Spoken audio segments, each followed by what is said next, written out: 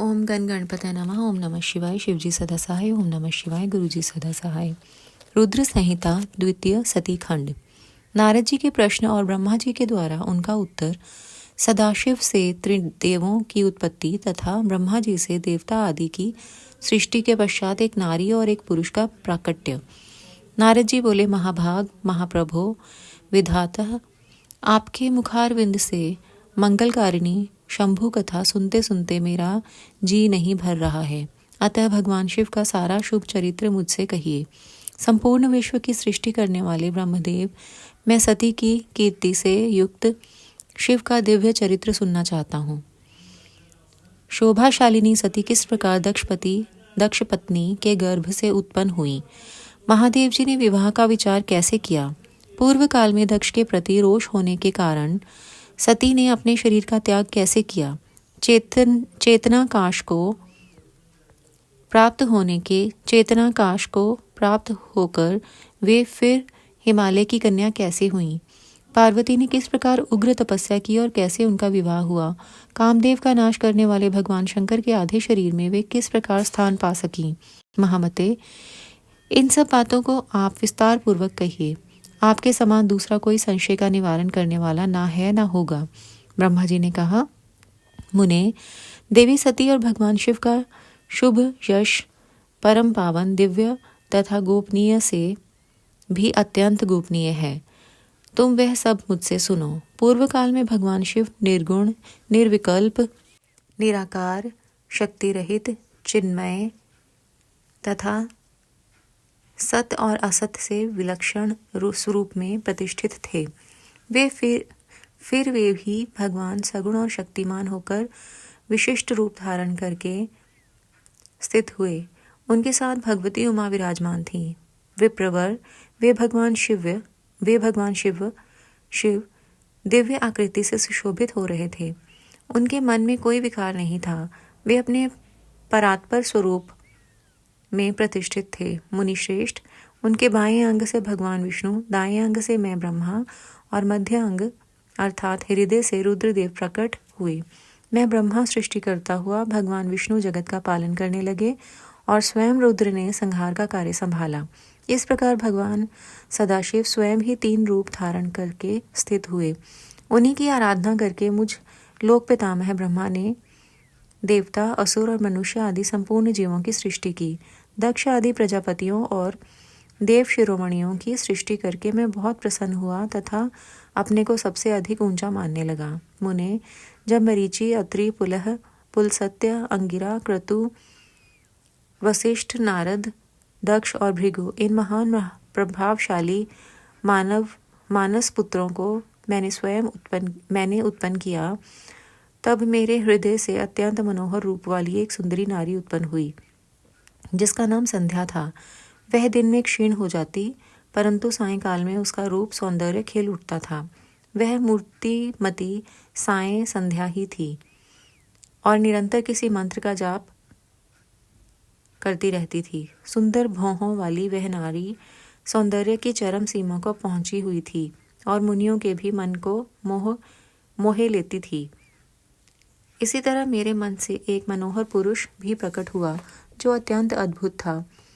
उसके शरीर का मध्य भाग कटी प्रदेश पतला था। दांतों की पंक्तियां बड़ी सुंदर थीं। उसके अंगों से मतवाले हाथी की सी गंध प्रकट होती थी। नेत्र प्रफुल्ल कमल के समान शोभा पाते थे। अंगों में केसर लगा था, जिसकी सुगंध नासिका को तृप्त कर रही थी। उस पुरुष को देखकर दक्ष आदि मेरे सभी पुत्र अत्यंत उत्सुक हो उठे। उनके मन में विस्मय भर गया था। जगत की सृष्टि करने वाले मुझ जगदीश्वर ब्रह्मा की ओर देखकर उस पुरुष ने विनय से गर्दन झुका दी और मुझे प्रणाम करके कहा। वह पुरुष बोला, ब्राह्मण, मैं कौन सा कार्य करूँगा। मेरे योग्य जो काम हो उसमें मुझे लगाइए, क्योंकि विधाता आप ही सबसे अधिक माननीय और योग्य पुरुष हैं। यह लोक आपसे ही शोभित हो रहा है। ब्रह्मा जी ने कहा, भद्र पुरुष, तुम अपने स्वरूप से तथा फूल के बने हुए 5 बाणों से स्त्रियों और पुरुषों को मोहित करते हुए सृष्टि के सनातन कार्य को चलाओ। इस चराचर त्रिभुवन में ये देवता आदि कोई भी जीव तुम्हारा तिरस्कार करने में समर्थ नहीं होंगे।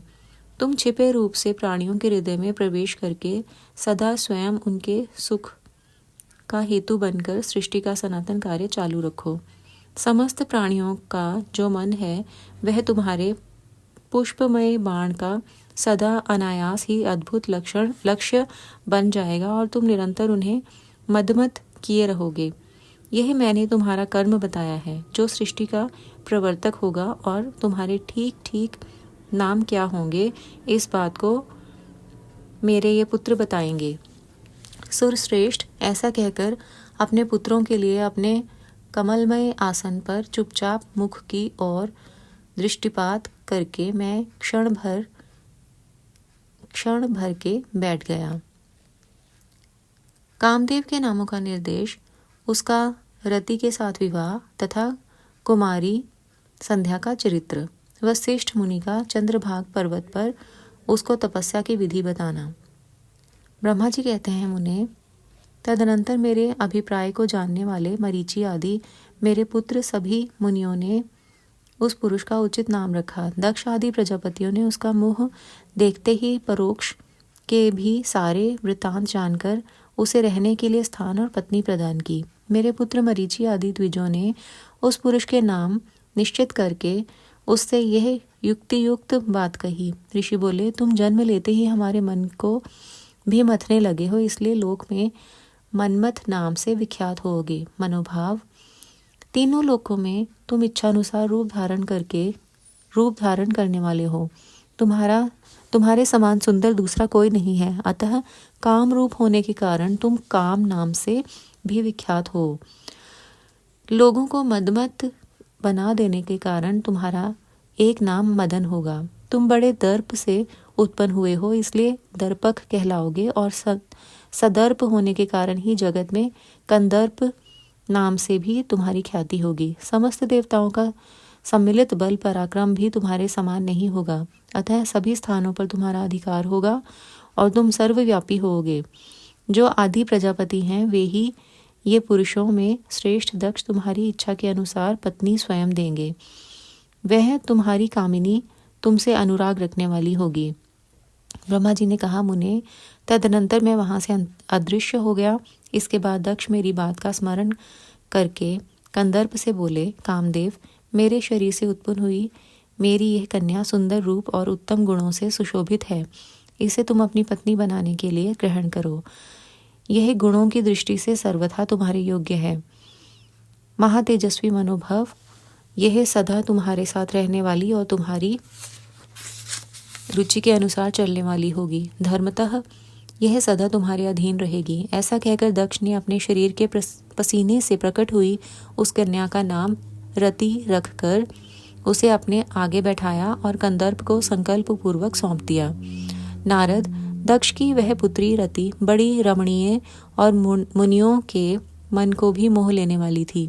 उसके साथ विवाह करके कामदेव को भी बड़ी प्रसन्नता हुई। अपनी रति नामक सुंदरी स्त्री को देखकर उसके हाव भाव आदि से अनुरंजित हो कामदेव मोहित हो गया। तात उस समय बड़ा भारी उत्सव होने लगा जो सबके सुख को बढ़ाने वाला था। प्रजापति दक्ष इस बात को सोचकर बड़े प्रसन्न थे कि मेरी पुत्री इस विवाह से सुखी है। कामदेव को भी बड़ा सुख मिला, उसके सारे दुख दूर हो गए। दक्ष कन्या रति भी कामदेव को पाकर बहुत प्रसन्न हुई। जैसे संध्या काल में मनोहारिणी विद्युन्माला के साथ मेघ शोभा पाता है, उसी प्रकार रति के साथ प्रिय वचन बोलने वाला कामदेव बड़ी शोभा पा रहा था।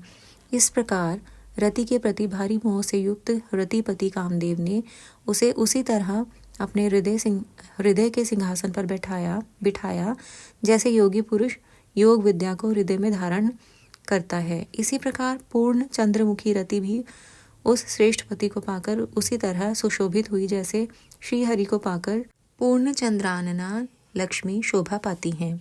सूत जी कहते हैं, ब्रह्मा जी का यह कथन सुनकर मुनि श्रेष्ठ नारद मन ही मन बड़े प्रसन्न हुए और भगवान शंकर का स्मरण करके हर्षपूर्वक बोले, महाभाग विष्णु शिष्य महामते विधातः, आपने चंद्रमौली शिव की यह अद्भुत लीला कही है। अब मैं यह जानना चाहता हूँ कि विवाह के पश्चात जब कामदेव प्रसन्नता पूर्वक अपने स्थान को चला गया, दक्ष भी अपने घर को पधारे तथा आप और आपके मानस पुत्र भी अपने अपने धाम को चले गए, तब पितरों को प्रसन्न करने वाली ब्रह्म कुमारी संध्या कहाँ गई? उसने क्या किया और किस पुरुष के साथ उसका विवाह हुआ? संध्या का यह सब चरित्र विशेष रूप से बताइए। ब्रह्मा जी ने कहा, मुने, संध्या का वह सारा शुभ चरित्र सुनो जिसे सुनकर समस्त कामिनियां सदा के लिए सती साध्वी हो सकती हैं। वह संध्या जो पहले मेरी मानस पुत्री थी, तपस्या करके शरीर को त्याग कर मुनिश्रेष्ठ मेधातिथि की बुद्धिमती पुत्री होकर अरुंधति के नाम से विख्यात हुई। उत्तम व्रत का पालन करके उस देवी ने ब्रह्मा विष्णु और महेश्वर के कहने से श्रेष्ठ व्रतधारी महात्मा वशिष्ठ को अपना पति चुना। वह सौभाग्य स्वरूप वाली देवी सबकी वंदनीय और पूजनीय श्रेष्ठ पतिव्रता के रूप में विख्यात हुई। नारद जी ने पूछा, भगवान, संध्या ने कैसे, किस लिए और कहाँ तप किया? किस प्रकार शरीर का त्याग कर वह मेधातिथि की पुत्री हुई? ब्रह्मा, विष्णु और शिव, इन तीनों देवताओं के बताए हुए श्रेष्ठ व्रतधारी महात्मा वशिष्ठ को उसने किस तरह अपना पति बनाया? पितामह, ये सब मैं विस्तार के साथ सुनना चाहता हूँ। अरुंधति के इस कौतूहलपूर्ण चरित्र का आप यथार्थ रूप से वर्णन कीजिए। ब्रह्मा जी ने कहा, मुने, संध्या के मन में एक बार सकाम भाव आ गया था, इसलिए उस साध्वी ने यह निश्चय किया कि वैदिक मार्ग के अनुसार मैं अग्नि में अपने इस शरीर की आहुति दे दूंगी। आज से इस भूतल पर कोई भी देहधारी उत्पन्न होते ही काम भाव से युक्त ना हो। इसके लिए मैं कठोर तपस्या करके मर्यादा स्थापित करूंगी। तरुणावस्था से पूर्व किसी पर भी काम का प्रभाव नहीं पड़ेगा, ऐसी सीमा निर्धारित करूंगी। इसके बाद इस जीवन को त्याग दूंगी। मन ही मन ऐसा विचार करके संध्या चंद्रभागा नामक उस श्रेष्ठ पर्वत पर चली गई जहाँ से चंद्रभागा नदी का प्रादुर्भाव हुआ है। मन में तपस्या का दृढ़ निश्चय ले संध्या को श्रेष्ठ पर्वत पर गई हुई जान मैंने अपने समीप बैठे हुए वेदांगों के पारंगत विद्वान, सर्वज्ञ, जितात्मा एवं ज्ञान योगी पुत्र वशिष्ठ से कहा, बेटा वशिष्ठ, मनस्विनी संध्या तपस्या की अभिलाषा से चंद्रभागा नामक पर्वत पर गई है। तुम जाओ और उसे विधि पूर्वक दीक्षा दो। तात, वह तपस्या के भाव को नहीं जानती है, इसलिए जिस तरह तुम्हारे यथोचित उपदेश से उसे अभीष्ट लक्ष्य की प्राप्ति हो सके वैसा प्रयत्न करो। नारद, मैंने दयापूर्वक जब वशिष्ठ को इस प्रकार आज्ञा दी, तब वे जो आज्ञा कहकर एक तेजस्वी ब्रह्मचारी के रूप में संध्या के पास गए। चंद्रभाग पर्वत पर एक देव सरोवर है जो जलाशयोचित गुणों से परिपूर्ण हो मान सरोवर के समान शोभा पाता है। वशिष्ठ ने उस सरोवर को देखा और उसके तट पर बैठी हुई संध्या पर भी दृष्टिपात किया। कमलों से प्रकाशित होने वाला वह सरोवर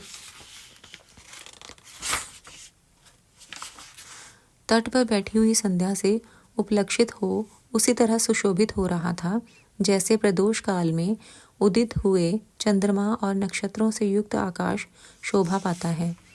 सुंदर भाव वाली संध्या को वहां बैठी देख मुनि ने कौतूहल पूर्वक उस बृहल्लोहित नाम वाले सरोवर को अच्छी तरह देखा।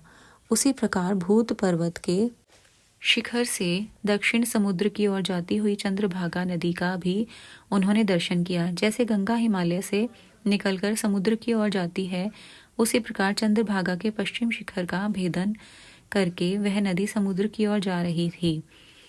उस चंद्रभाग पर्वत पर बृहल्लोहित सरोवर के किनारे बैठी हुई संध्या को देखकर वशिष्ठ जी ने आदरपूर्वक पूछा। वशिष्ठ जी बोले, भद्रे, तुम इस निर्जन पर्वत पर किस लिए आई हो? किसकी पुत्री हो और तुमने यहाँ क्या करने का विचार किया है? मैं यह सब सुनना चाहता हूँ। यदि छिपाने योग्य बात ना हो तो बताओ।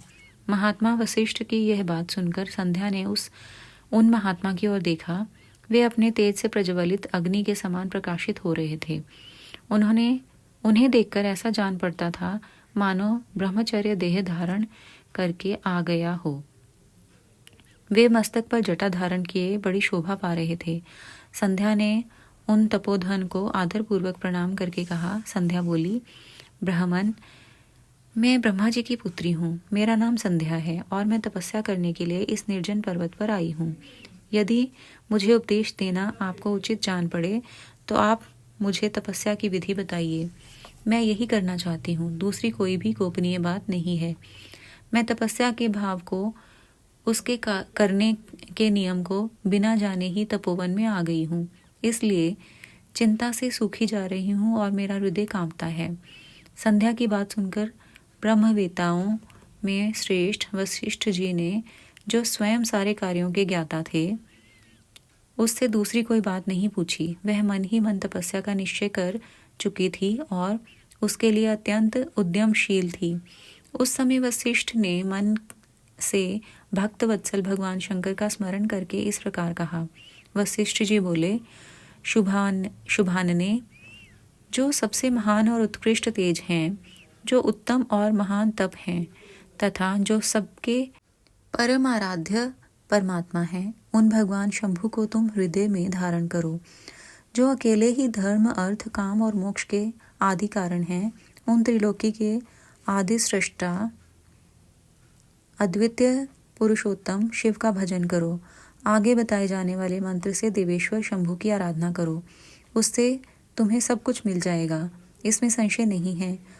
ओम नमः शंकराय ओम, इस मंत्र का निरंतर जप करते हुए मौन तपस्या आरंभ करो और जो मैं नियम बताता हूँ उन्हें सुनो। तुम्हें मौन रहकर ही स्नान करना होगा। मौनालंबन पूर्वक ही महादेव जी की पूजा करनी होगी। प्रथम दो बार छठे समय में तुम केवल जल का पूर्ण आहार कर सकती हो। जब तीसरी बार छठा समय आए तब केवल उपवास किया करो। इस तरह तपस्या की समाप्ति तक छठे काल में जलाहार एवं उपवास की क्रिया होती रहेगी। देवी इस प्रकार की जाने वाली मौन तपस्या ब्रह्मचर्य का फल देने वाली तथा संपूर्ण अभीष्ट मनोरथों को पूर्ण करने वाली होती है। यह सत्य है, इसमें संशय नहीं है। अपने चित्त में ऐसा शुभ उद्देश्य लेकर इच्छा अनुसार शंकर जी का चिंतन करो। वे प्रसन्न होने पर तुम्हें अवश्य ही अभीष्ट फल प्रदान करेंगे। इस तरह संध्या को तपस्या करने की विधि का उपदेश दे मुनिवर वशिष्ठ यथोचित रूप से उससे विदा ले वहीं अंतर्ध्यान हो गए। शुक्राना गुरुजी महाराज, भूल चूक माफ।